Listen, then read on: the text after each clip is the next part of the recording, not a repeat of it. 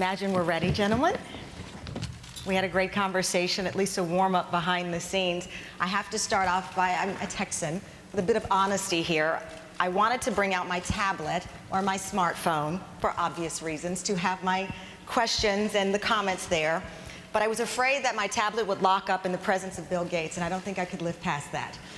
So as a result, my notes, Mr. Gates and President Clinton, look a little bit like a second-grade art project, but my mother assures me she's going to place them on the refrigerator, because this, of course, is history.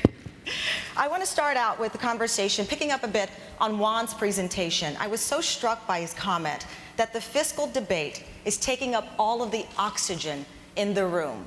Juan believes we're not able to look at trends ahead because we're mired or being pulled down by this ongoing conversation that seems easily resolved with compromise. Mr. President, I'll give you the first stab at that. Well, it's self-evidently true. But the problem is that the nature of the debate goes to one factual dispute and the core of the political differences between the two parties in Washington today. That is, I'll tell you what I think first. I think everybody in this debate has an obligation to say what they believe. I think Paul Krugman's right in the short run, and Pete Peterson and Simpson Bowles and all those guys, everybody's right in the long run. And the question is timing. If you don't kick a long-term debt reduction plan in at the right time and we don't pass a plan in advance, then there's always the chance that the economy will start recovering and interest rates will go through the roof, and it'll make this sequester look like a Sunday afternoon walk in the park. I mean, don't forget, if interest rates today were what they were when I was president, when they were pretty low considering we had growth, annual payments would go from somewhere in the range of whatever they were this year, between $250 and $300 billion, to $650. So we need to deal with this. Secondly, because of the debate, because it's stale, it's taken up all the oxygen. But I think that a lot of cuts have already been made in the short run, and the president's offered a long-term plan that even basically reflected apparently the private understanding he had with John Boehner when they were negotiating. And I think that the best thing to do, and Simpson Bowles has done an update, which I just read, which I think is, pretty good, and they need to, the Simpson Bowles update says we shouldn't kick any more real restrictions in until 2016 so the economy keeps growing well. It's obvious that the defense cuts and a general restriction on the public employment have, in the near term, slowed the recovery. It's obvious that if you overdo austerity early, you get Europe, where their unemployment rate exceeds 12% now. But we need to go ahead and pass a long-term plan and get this off the plate. We're not debating anything about the future now. And if you look at the fix that was done for airline passengers, which, since I have to trundle back and forth between here and New York all the time, I appreciate it. It basically is a metaphor, a mini metaphor, for the choices made in the sequester, where 44% of the cuts were from domestic discretionary spending, which is 15% of the budget, 38% of the cuts from defense, 4% from the health care and other entitlement programs. And it basically, within the budget of the FAA,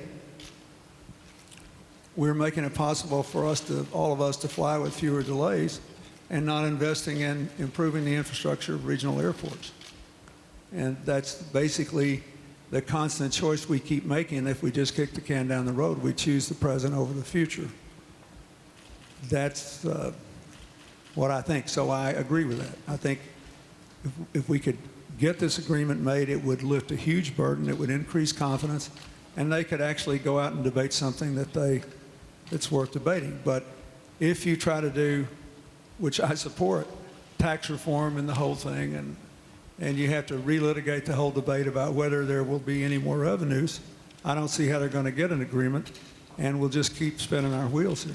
And if we continue to spin the wheel, we remain stifled, and that brings to mind, of course, innovation, Mr. Gates. When you see what's happening, you're not in, as they refer to it in D.C., in the sausage-making business, but you're certainly in the innovation of technology.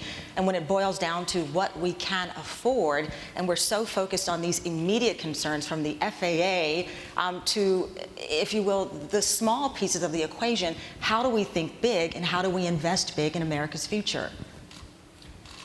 Well, people say that the auction's being taken up by the debate. It's kind of strange to me that the healthcare cost problem, which really is the long-term problem, you have some in terms of retirement obligations because of the age structure change, but overwhelmingly it's the healthcare cost, which fortunately OMB and CBO actually take the trends and are honest about, hey, that's going faster than the economy, and all you need is a little bit of time before that overwhelms your revenue-raising capability. So it's interesting that the amount of discussion about how you bend the curve on that really isn't there.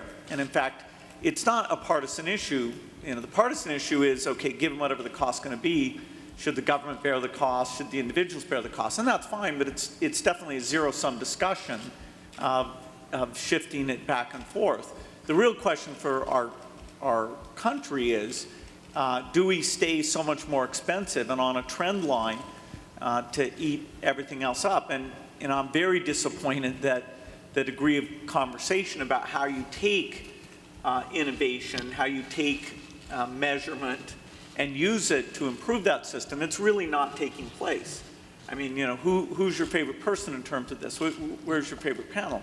Even these budget deficit efforts, Simpson-Bowles and the others, which are fantastic, they're not health experts, and so they kind of hand wave that, oh yeah, by the way, you've got to get rid of that infinite growth piece in there somewhere at some point. So I wish, you know, technocratically or in some way we were having that discussion. This is a case where innovation can either be your enemy because it's inventing complex things like organ replacement, joint replacement, or it can be your friend where it's taking on things like chronic care costs, say getting rid of Parkinson's or Alzheimer's or diabetes, where you'd actually have cost savings. So, you know, we need to bring in a discussion about how we incent the innovation and how we get the efficiencies driven by a measurement of quality that's simply not in the system today. Mr. President, how do we get policymakers to think that I was at the final space shuttle launch, Atlantis, at Kennedy Space Center, and I literally was moved to tears thinking about this country and how we think big. If innovation is not accepted or understood by our policymakers, how do we look for America's next big thinking opportunity, our next big thing, so the next generations can feel as many of you did in the 60s and 70s, and as I did at the Kennedy Space Center that day? Well, I'll give you a very short answer to that, and then I'd like to amplify on something Bill said, because that's the whole debate. Yeah. We are continuing to innovate. There's a stunning amount of advance in human genome research and application. There's in nanotechnology and lots of other things. We need to do more, and one of the things that one of the few areas that I clearly disagree with the Simpson-Bowles report on is that I think any tax reform should not get rid of the research and development tax credit, because we're already less generous than about 15 other countries, and we don't need to do that. So we are continuing to innovate. We're not continuing to invest that in the future, but they're on the public side as much as we should. Here's the problem with what Bill said. I think about this all the time. This whole debate, this healthcare debate, has been shoehorned into the budget debate, as Bill described. And clearly, it's crazy for us to pay now 17.9% of GDP for healthcare, and no other big rich country pays more than 11.8. That's France. Germany's about 11.5. The only two rich countries that pay more than we are the Netherlands and Switzerland at 12. So that translates into about $1 trillion a year, 43% of which comes from the public sector. So the people who say, well, we've got to privatize Medicare or, voucher, or whatever they want to do, or and the people who say we have to project and keep in these phenomenal cost increases to account for both this medical inflation and the delivery system, as well as the baby boomers getting into the system, are accepting something that's unacceptable. On the other hand, this is the dilemma. If you could figure out how to solve this, we can make a budget deal, I think. We really need about 5 years to see whether the drivers in the health care law, which clearly are trying to give incentives for people to be healthier and incentives for the system to deliver health care where you pay for results, not by procedure, to see if that works. The problem is neither the Office of Management and Budget nor the Congressional Budget Office will score it. They want us to score this and do all this healthcare stuff based on what is a realistic projection of increasing healthcare costs if you keep the insurance system, the delivery system, and our lifestyles exactly as they have been, and you project them out. We have to change all three of those things. And if you're not willing to do that, we're not going to get anywhere. Keep in mind, in 2009, when this economy was on its knees after the crash in '08, health insurance profits rose over 30%. When everybody was worried about keeping their job, holding on to their businesses, not losing their home, the engine ground on. And I just read last week that on average, if a person is readmitted to the hospital because of a problem with infections or something that happened in the first hospital stay, the profit margin on that person to the hospital goes up 300%, which should explain why the Geisinger system in eastern Pennsylvania, where the provider eats all the cost if they have to do that, is so successful in holding down costs. Why is the government still getting Medicaid drugs cheaper than Medicare drugs? There are 1,000 questions to be answered here, but that ultimately the dilemma is that we are assuming we're not going to change the delivery system, the financing system, or our personal behavior. And if we don't change all three of those things, we can't get our numbers down to where other countries are. And Mr. Gates, you've traveled extensively, of course. You just had a trip to South Korea, and you're looking at the delivery system. Your focus with the Gates Foundation is vaccines, polio. We talked a little bit about it behind the scenes. When you look at this domestic debate on health care and what you're seeing abroad in your travels, what stands out most to you in the fact, again, that we are mired in this same debate, and there seems to be legitimate solutions there on the table to be discussed? Well, in healthcare, you can really, there's big differences between the rich countries, the middle-income countries, and the low-income countries. The low-income countries, which is where our foundation focuses most of its efforts, that's the key missing thing there is to have great primary health care, where a mother before birth is counseled, first 30 days, the infant gets care, the vaccinations get delivered, some of the things like the HIV drugs, TB drugs, malaria bed nets get out. And actually there's very good progress in that. That progress is quite dependent on aid generosity, which with all these budget deficits, not just in the US, but also in Europe, Japan, all the traditional donors, there's a real question of whether the aid budgets will even stay flat. Some countries have been cutting those, and so that really hurts the low-income countries. The middle-income countries, like China, are just beginning to realize how tough the healthcare costs are, and they've got a lot of injustice because of what's not covered. And yet, in some ways, because they're more open-minded, they're trying different things. So there will be good examples that come out of those countries that even the rich country guys should look at. The idea of how to use online, what are the different job categories, how do you measure outcomes. There's a lot of vibrancy there as they deal with the problem. The high-income countries are all facing the same rate of increase, although we've managed to be at a starting point about 1.5 times worse than everyone else. I got pulled into the Rich World Health thing not because it's a big foundation priority, but at the state budget level where you actually have to balance, or at least pretend to balance on a yearly basis, there's some very fraudulent accounting having to do with pensions that if they were in the private sector would be considered out and out fraud. But because they have to at least pretend to balance, it's education that starts to get hurt. And that's our for our foundation, that's our big domestic focus, is the quality of the education system. And ironically, in the last 15 years where a lot of additional money went in, we didn't improve quality. Now we've got in the next 15 years where at best, because of healthcare, we'll look at flat and potentially even down. Now we have to get the quality up and the affordability up during this thing. So it's a pretty daunting problem. But it's one of these things where what is the long-term plan? How do we step back? The states, in a way, don't control enough to really change the medical picture. They're, the scale of their operations, what they're required to do because of the federal rules. The reform on this one probably has to come from the federal level.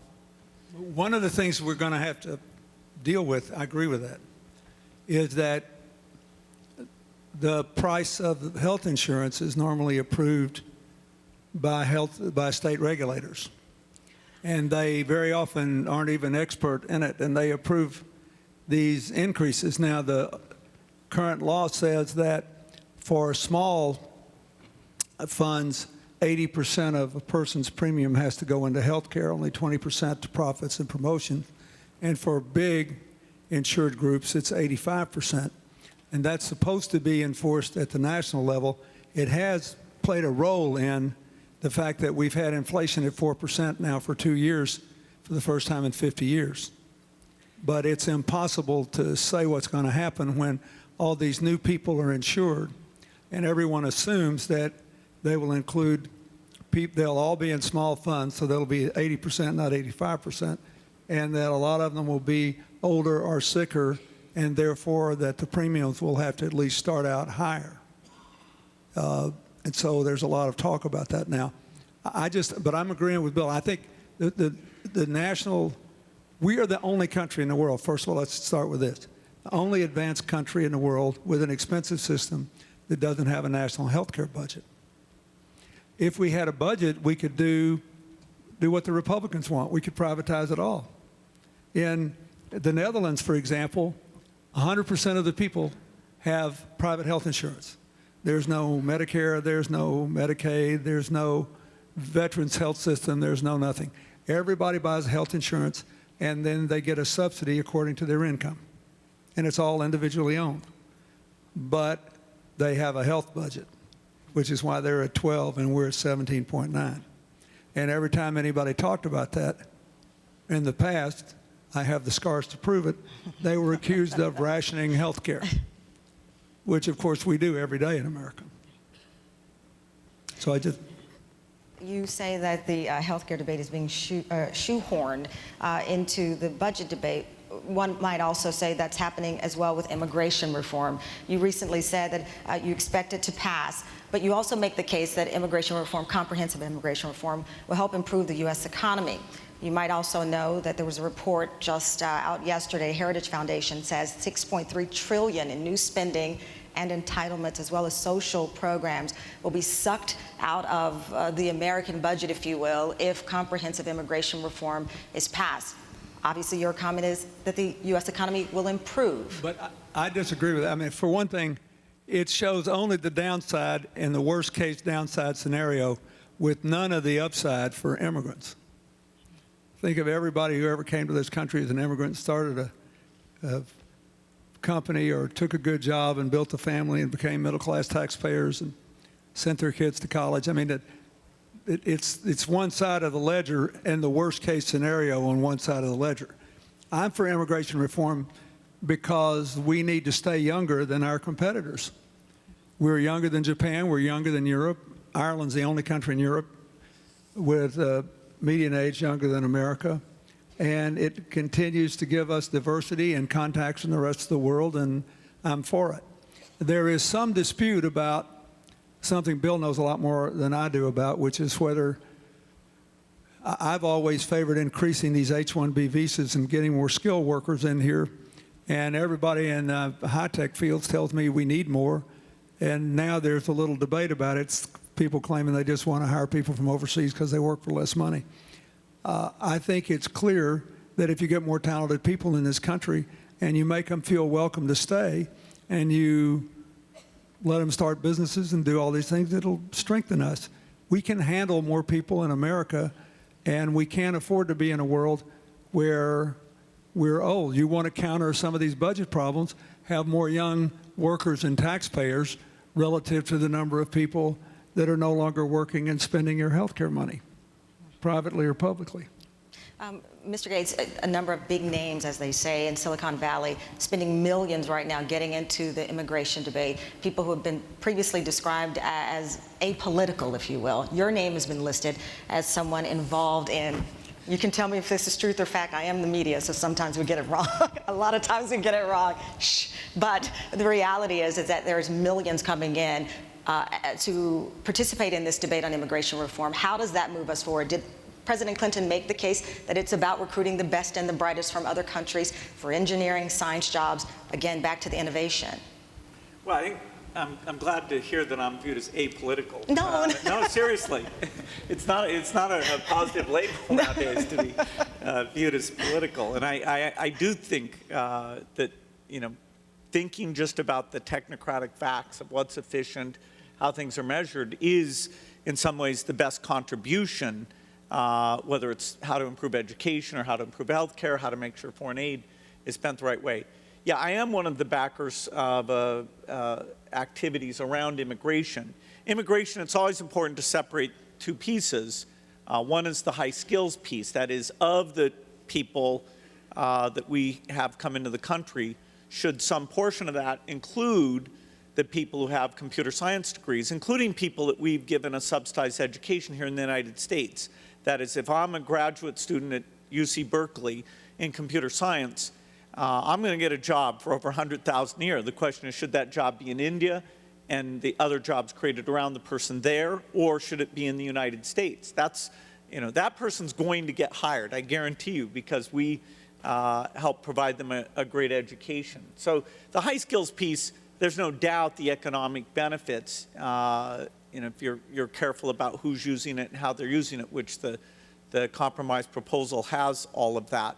Then you have the broad immigration debate, where, again, the economic benefits, I think, are very clear. I'm less expert on this piece, but the idea that somebody's showing that as a net negative, that's very strange. We are the envy of the world, as the President said, because we have a growing population. When you get into what Italy and Russia and Japan are in with shrinking populations, that is very bad for investment. And the number of working people to the retired people, it's a very tough problem. So immigration has always been a huge sense of vibrancy and economic improvement. So, you know, I'm hopeful that we get the whole thing pushed through. And, you know, of all the issues, it seems to be the most likely that something will happen. I'd just like to also point out that we need to stop being so arrogant in some of our rhetoric, like we're doing everybody a big favor. I did read the other day, and maybe just because I read it, like you said, doesn't make it so, but there was an article the other day that said that every year we had a demand for more or less 120,000 people with computer science degrees, and in the aggregate, on an undergraduate level, we were only producing 40,000. Those degrees. If that's true, why in God's name wouldn't you keep everybody here who wants to stay, who got an undergraduate or a graduate degree, and why wouldn't you have a visa program that wasn't a bureaucratic nightmare to fill the gap? While we're trying to increase more young people in the STEM fields. One of the things that we did through the Clinton Global Initiative, when President Obama said we need another 100,000 STEM teachers, we knew the government weren't going to have the money to do this at state and local level, so we got 24 partners, and we're going to fill about 30% of that gap through just a totally private commitment. But why wouldn't you do that? The other thing, we need to be careful here. One of the great good news stories in the world in the last 5 years is Mexico. which has followed Brazil in reducing income inequality. The president who just left, Calderon, is too famous for the drug wars on our borders and too little known for starting 140 tuition-free universities that produced, among other things, last year, 113,000 engineering graduates. And we have had no net in-migration from Mexico for the last 2 years. The dream of NAFTA is going to pay off. They're going to be our equal trading partner. We're going to work together to build up the Americas. They're getting all kinds of investment from Asia moving back here, and in satellite areas like people are coming to the Caribbean now, all because we believed in the promise of a partnership with Mexico. We should be wanting these people here, not acting like they're all knocking down the doors to get here. A lot of those Mexican people who went home have better economic opportunities at home than here now.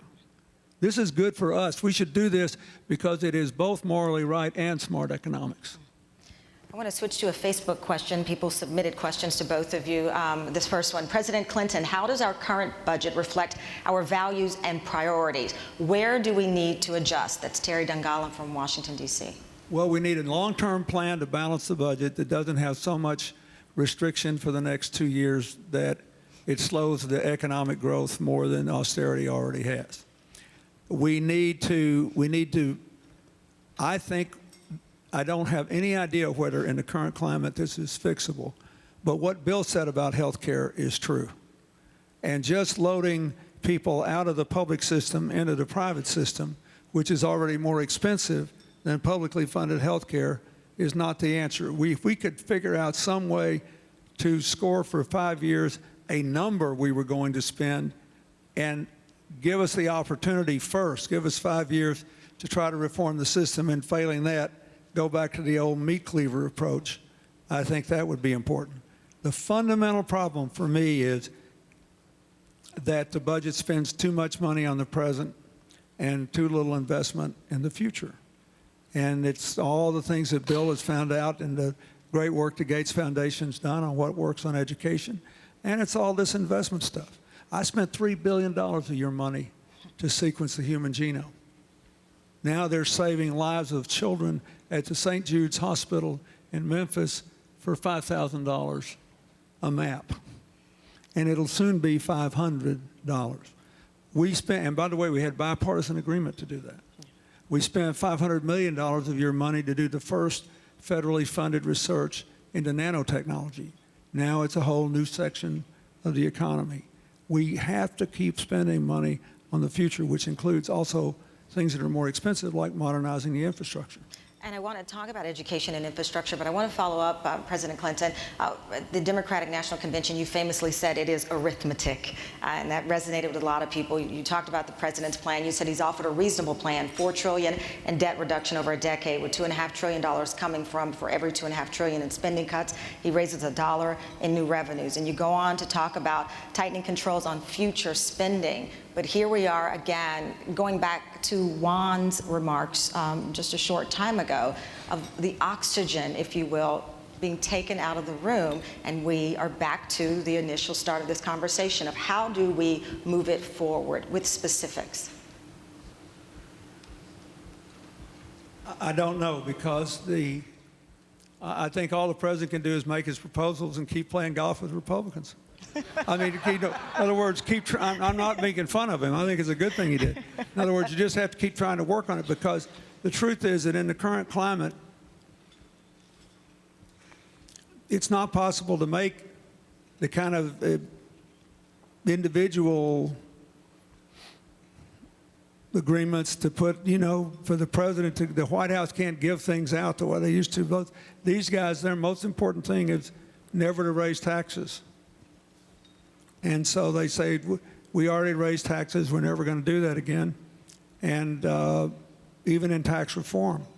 So I think the only thing I think is that maybe he should go back to start talking about the details of tax reform. I also think that the White House should offer a corporate tax reform without getting all the individual things worked out. And they're worried about, I know exactly what they're worried about. They're worried about, they repealed the extraterritorial tax. that there'll be even more parking of money overseas in tax shelters.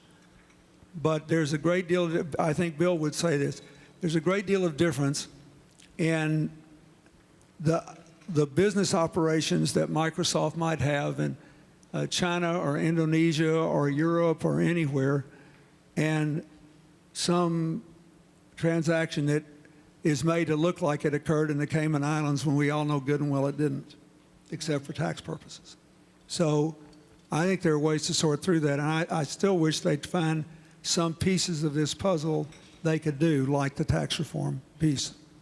Yeah, I think the question about does the budget reflect our values is a very good question, because as President Clinton said, what we've done in the sequester is cut non-defense discretionary spending disproportionately. You know, what does that mean? It means we cut the NIH budget. You know, so in the face of the opportunity of the medical revolution where others are spending more, in the face of the needs for innovations that cut these medical expense increases, we cut basic research.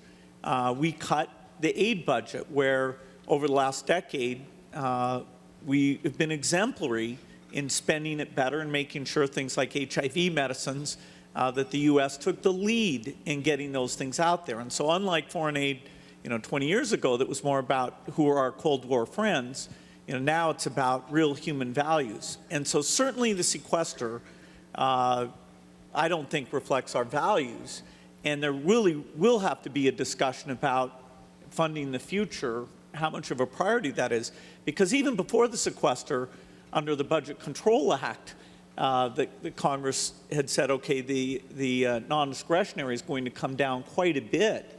And understanding what did that really mean, which programs in there, some of which I think are quite important, education, research, some of those foreign aid pieces, I think those do reflect who we are as a country. And so, until we can get into the long-term piece, the mandatory piece, we're going to be moving away from what I think our unique contribution is and what our values are. And following up on our values, we know your work, both of you, with education, NBC, and this is not a plug for my company, Education Nation, a lot revealed about the desires for this country and moving ahead. And I've always looked back at this quote from you, Mr. Gates, and you say, when I was a teenager, I was captivated by computers. And you went on to say, 30 years ago, my colleagues and I envisioned a computer on every desktop. That is not happening. Is that a reflection of our values? We have the passion and we want these things accessible. I did a Google Hangout chat yesterday with 8 teachers from the inner city. Obviously that technology would not have been available to us 10 years ago, 20 years ago. Nevertheless, the technology that you dreamt of is not available, I believe, and many believe, due to education still not being the priority that it needs to be in this country. And your foundation seems to mirror that thought. Well, over the next 10 years, the two things that I think will be great in education, one is to get a personnel system that really gives teachers feedback so we can improve the average quality. And that actually is only about 3% of the payroll that needs to be invested. We need to do that well. Other countries do that. The second dream for education is the use of technology.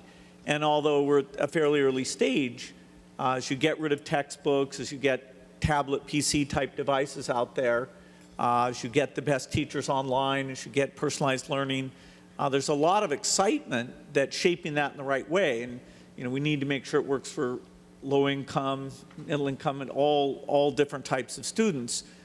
So still a lot of research put into it. There is a hope that during the next 15 years that education can improve a lot. It's the greatest source of inequity in the country today. And, I think most people accept now that the budgets aren't going to go up much because of healthcare costs. It's even a fight to make sure that's the case. But I think even in a flat budget era, if we go after the personnel system, if we go after the use of technology, we can be optimistic that we'll get back to the equality of opportunity that we try and stand for. Mr. President, at the other end of the spectrum, higher education, and you've recently made a lot of comments about the costs of college and the alternatives that need to be seriously discussed, whether they be online classes, but the amount of debt people are leaving college with and how it affects the economy is stunning. Well, the leverage system, college costs have not gone up as much as healthcare, but they have gone up roughly twice the rate of inflation over the last 20 or 30 years. And for example, at the end of my term, we passed the biggest increase in financial aid since the GI Bill, and within 5 years, it was all gone in terms of its net impact to the beneficiaries. That is, price increases had caught up and swallowed it. So now we've got a new student loan law, and it's going to be swallowed. On the other hand, a college degree is still a pretty good deal. I mean, yes, not all college graduates are getting higher paying jobs as they were 20 years ago, and that won't happen again until the labor markets really tighten up. And yes, some of them don't get jobs, but the unemployment rate among college graduates is still way lower than it is in the population as a whole, so it's still a good investment. And I just think we need to, both in K through 12 and in the university, we need to consciously talk about this more. For example, how do you I personally think if we had more technology and more access to sites like the Khan Academy, the dropout rate would go down. I think that if kids could learn in different ways, and you could integrate different disciplines, like these A+ schools in North Carolina and Oklahoma and Louisiana, and we got a couple of them in my home state of Arkansas. They integrate the arts into teaching English and social studies and history and math, and without exception, the dropout rate goes down and the achievement levels equal or surpass the state average in the poorest schools. There are all these things we know that I think will free teachers up to do whole different functions in a way that will really help education. And then we got to decide, how do you credit them in K through 12? How do you credit these MOOCs, these massive online open courses in college? And how do you maintain the experience? College and university is not entirely for economics. You know, you do get something out of life, learning how to think and be exposed to different people and all that stuff that makes it worth life more interesting. But I think that technology will be a big piece of this, but we have to think about how we're going to do it and how we're going to integrate it and credit it. Bill knows 100 times more about this than I do, but that's what I think. Well, everybody's just learning. We're at an early stage, and like you, I see very exciting examples of where it has strong possibilities. In the current form, it's mostly being used by the students who are doing well already. So the idea of how do we make sure we get it to the inner city kids, and there'll be some hybrid. It won't just all be online, but some online, like where you go and learn the math, the equivalent of the lecture. This is called flipping the classroom. You do that at home, and then you're just doing problem solving, grouping kids together according to where their personal level of knowledge is. That's very promising. Education is another thing where the entanglement of what's the role of the states, what's the role of the federal government, makes it very complicated. As the states have had budget problems, they've raised tuition at their institutions, they've withdrawn support, and the federal government, through more Pell money, more loan money, has basically had to help make up that equation. Now when you talk about, okay, what are best practices and how do you incent best practice? How do we measure the output? You have the same dilemma you have in healthcare, which is if you really understood output, then you wouldn't fund some people to do some procedures. Well, various universities are much, much better at providing the right type of education, giving people opportunity. And we're finally getting some of that data out about outcomes as opposed to just saying, okay, do they take in a very good student body? Technology has a lot of promise to make this a part of the economy that we bring efficiency to, but we have incentive challenges of how to drive that forward. I want to get one more Facebook question in. It was posed to both of you, and it reads, I've read a handful of seemingly reasonable economists that believe the largest enticement for manufacturing in the near future will shift from cheap labor to cheap energy. What do you think? What are some other alternatives you see in our current energy problems? Mr. Gates, you've talked about raising the living standards of the world's poorest and some of the complexities that come along, which include cheaper energy or cheap energy. Well, the energy situation in the U.S. is a very positive story. You know, everybody's excited about how low-cost natural gas means that our electricity prices and our energy independence looks very positive. Now, that in the medium to long term, that creates a huge problem in terms of CO2 emissions. How do you either do carbon capture on those systems or a carbon tax so that you solve that problem? Manufacturing, there's a tiny bit of a renaissance in the United States, and various people have written about it. But the reason why people care more about the energy cost than the labor cost is a lot of it's very automated, and so it's not creating as many blue-collar jobs as it would have in its previous incarnation. You know, that's just a fact, and that's partly why we've got to get more people with four-year degrees to match the demand in the economy. But, you know, the energy story is quite a positive thing. Basically, every year, labor is a smaller percentage of overall manufacturing cost, and materials, energy, and transportation are larger percentages. So it shouldn't be surprising that since the American workforce is productive and basically now less expensive, for example, in many European workforces, and with the Chinese wages rising and everything, that we're getting a lot of American companies bringing production back home. And I think it's really important. It's another reason I think R&D is important too, because increasingly people want to do modern manufacturing where they have their research facilities. They want them close together. And it's an important part of the picture, and I think we ought to keep working on it. But I think that, if I could just say one thing about this energy thing, I think the natural gas boom is good. It's an important bridge fuel. The CO2 emissions for gas are half what they are for coal. And the U.S. has made the biggest gains in greenhouse gas reductions of any major economy in the last few years because primarily of shutting down coal plants and burning natural gas and becoming more efficient. On the other hand, as Bill points out, it still emits a lot of carbon into the atmosphere. I think we need basically a three-point strategy. We need to use the gas.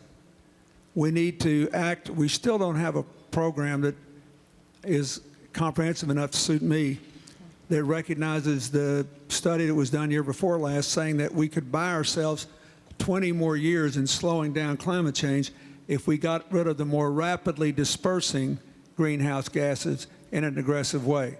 That's Hillary worked a lot on this in black carbon and trying to stop wood-burning stoves, for example, and charcoal-burning stoves. That's one. Methane is a huge one, which is basically urban garbage in agriculture. And our foundation works a lot on that.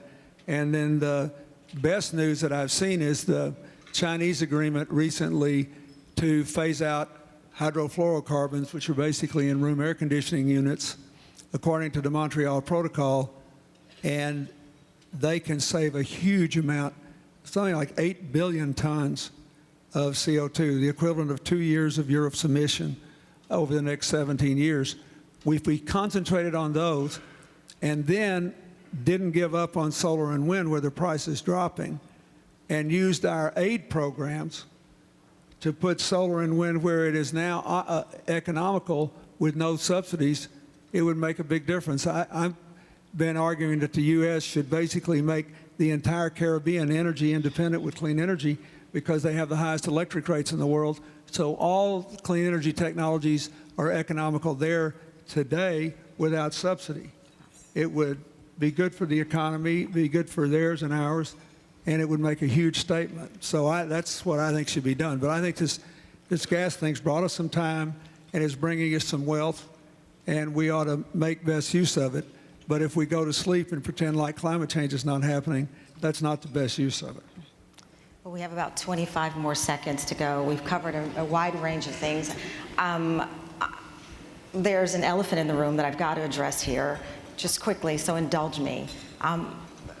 Women, not a donkey, but we can say that. Women are clamoring at the edge of our seats, wondering what is next. We know that she's dynamic. Her leadership is unmatched. Her voice for women, the poor, families. So I have to ask it. Mr. Gates, when is Melinda jumping into politics?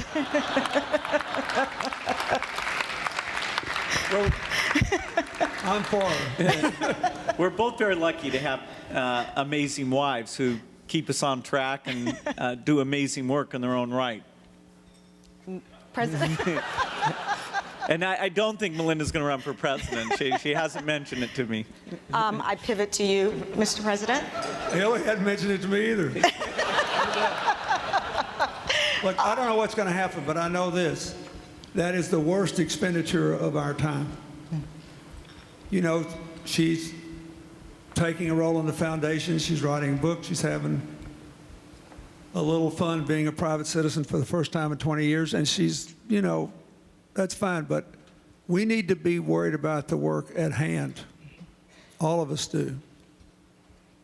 So whoever the next president is has an easier set of choices before him or her to build America's future and to build a more peaceful, more prosperous world. And it's frustrating when I think we're majoring in the minors, either over the budget debate or going right back to politics as soon as the last election's over, instead of getting into the grimy details where the future of America will be written, how we resolve these details. I think I'll pander to Bill Gates a little bit since we work together and he has money and I don't. But the Gates Foundation, I think, may be the best foundation, not just now, ever.